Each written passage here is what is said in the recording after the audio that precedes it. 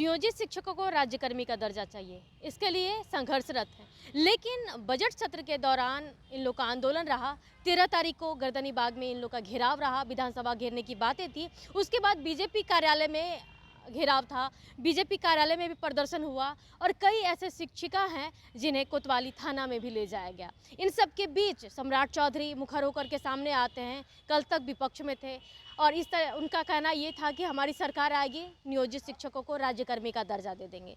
लेकिन अब जैसे ही सरकार में आए, खास करके उप मुख्यमंत्री बन गए, तो नियोजित शिक्षकों का उम्मीद कुछ ज़्यादा ही उनसे बन गया। और ऐसे में प्रदर्शन के दौरान सम्राट चौधरी सामने आते हैं और इन लोगों से मिलने की बातें होती है। 15 फरवरी को सम्राट चौधरी के साथ इन नियोजित शिक्षकों की मीटिंग भी होती है।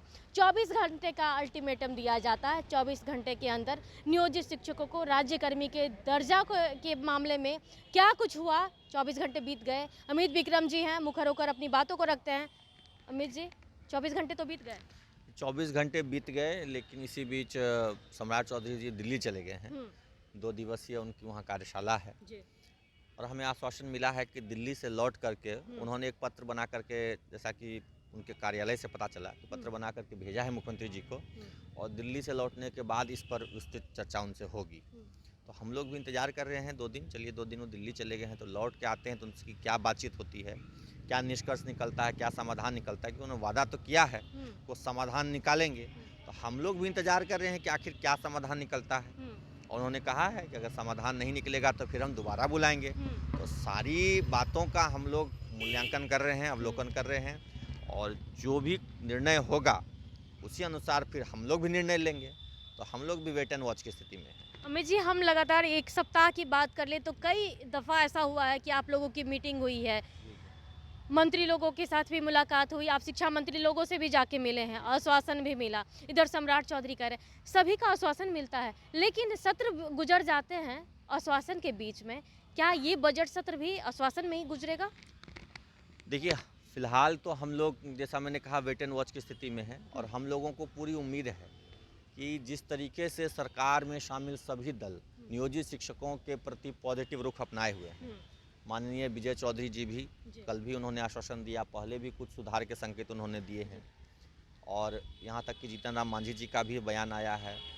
सम्राट चौधरी जी ने तो स्वयं बुला करके मुलाकात की है। तो अब जो परिस्थिति बन रही है उस परिस्थिति के अनुसार सरकार में जितने दल शामिल हैं उन सब का हमें समर्थन मिल रहा है। तो अब देखना ये है कि ये समर्थन केवल मौखिक है, सांकेतिक है या यथार्थ रूप में भी यह निकल कर सामने आता है। इसका कुछ फल भी हम लोगों को मिलता है, क्योंकि समर्थन तो सब लोग करते हैं, विपक्ष में रहते हैं, सत्ता में रहते हैं, लेकिन हम लोग को कुछ कंक्रीट हासिल नहीं हो पाता है।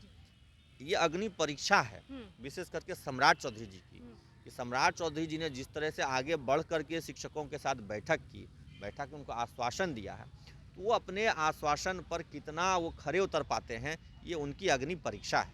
अगर नहीं कर पाते हैं, फिर इस बार भी आश्वासन ही आप शिक्षकों को, नियोजित शिक्षकों को मिलता है, तो आप लोग फिर क्या करेंगे? देखिए, इस बार हम लोगों ने ठान ली है कि आर या पार की लड़ाई लड़नी है। एक छोटा सा संघर्ष विराम है, क्योंकि हमें आश्वासन मिला है कि जल्द से जल्द समाधान निकलेगा।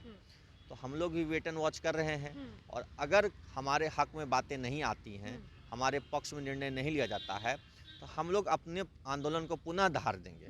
इस बार हम रुकने वाले नहीं हैं। जैसा पिछली बार हुआ था, जो हमसे मिस्टेक जो हमसे हो गया था, वो गलती हम लोग इस बार नहीं दोहराएंगे। कौन सी गलती? जैसे हमने 11 जुलाई को आंदोलन किया, उसके बाद हमें आश्वासन मिला और 5 तारीख को विधायकों के साथ बैठक हुई मुख्यमंत्री जी की, उसमें कहा कि नहीं सबको मिल जाएगा राज्यकर्मी, और हम लोग शांत बैठ गए, इंतजार में रहे। 15 अगस्त को घोषणा हुई, तो अब होगा तब होगा करते करते 6 महीने बीत गए और जब प्रारूप निकल के सामने आया तो विशिष्ट नाम, तो सक्षमता परीक्षा के नाम पे 3 जिले का ऑप्शन, ये सब जो आया, ये सब हम लोग कहीं ना कहीं अपनी रणनीतिक चूक मानते हैं कि हम लोग जो आश्वासन पर भरोसा करके शांत हो गए उसकी वजह से हुआ है। तो हम लोग चाह रहे हैं कि इस बार वो चूक हम लोग नहीं करें। अगर सरकार जल्द से जल्द निर्णय नहीं लेती है तो हम लोग तत्काल रूप से आंदोलन को धार देने का काम करेंगे। बिल्कुल बिल्कुल फिर से आंदोलन देंगे, क्योंकि ये 5 साल में आरजेडी के साथ कभी गठबंधन मुख्यमंत्री नीतीश कुमार का यानी कि जेडीयू का, कभी आरजेडी के साथ रहा है, कभी बीजेपी के साथ। जब बीजेपी के साथ रहा है तो उन्होंने आश्वासन दिया कि जल्द से जल्द हो जाएगा, आरजेडी के साथ भी, लेकिन अब तक सिर्फ आश्वासन मिला इन शिक्षकों को। 15 तारीख को सम्राट चौधरी ने साफ तौर पर कहा 24 घंटे के अंदर इन लोग की मांग पूरी हो जाएगी। लेकिन 24 घंटे तो बीत गए।